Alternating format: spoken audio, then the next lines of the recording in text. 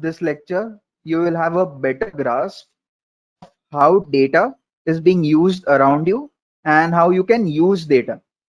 So if we Google what is data science, we will see a huge amount of confusing information. But data science is actually very simple.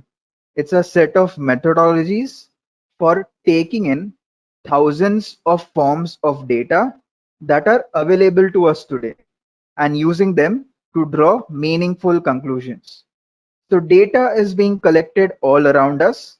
Every like, click, email, credit card swipe, or tweet is a new piece of data that can be used to better describe the present or better predict the future. So what can data do? Data can describe our current state, like our energy consumption. This can be accomplished with dashboards or alerts, simplifying time-intensive reporting processes. It can help detect anomalous events such as fraudulent purchases. If we have data on what has happened previously, we can increase efficiency by automatically detecting a new event that is unexpected or abnormal. Data can also help to diagnose the causes of observed events and behaviors.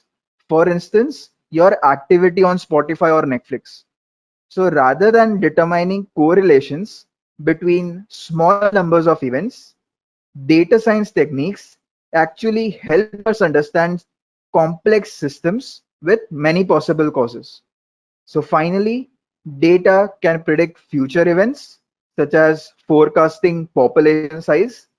We can use new techniques to take various causes into account and predict potential outcomes. Further, we can evaluate the probability of our prediction mathematically to clarify our level of uncertainty. So now that we know what data science is, the next question is, why is it so popular? The answer is pretty obvious. We are collecting more data than ever before. Suppose that you visit a car dealership, all right, and fill out some information.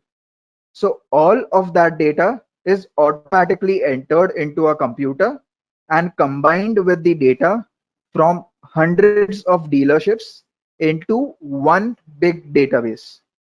Once we have that data, it's easy to use the email address that you provided when you bought that car to tie your car purchase data with your data from social media or web browsing.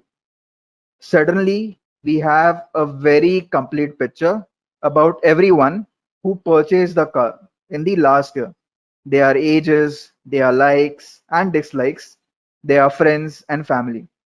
So this additional data can be used to predict what price you can pay for your car, what other purchases you are likely to make, or how best to sell your insurance for that new car. So basically, data is everywhere and it is incredibly valuable information for businesses, organizations, and governments.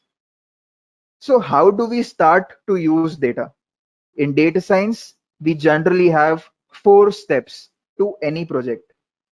First, we collect data from many sources such as surveys, web traffic results, geotagged social media posts, and financial transactions. Once collected, we store that data in a safe and accessible way.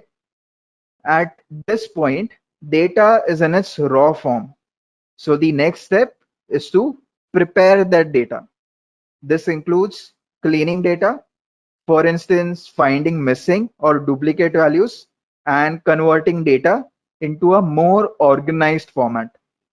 Then we explore and visualize the cleaned data.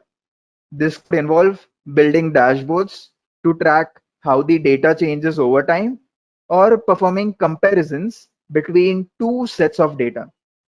Finally, we run experiments and predictions on the data.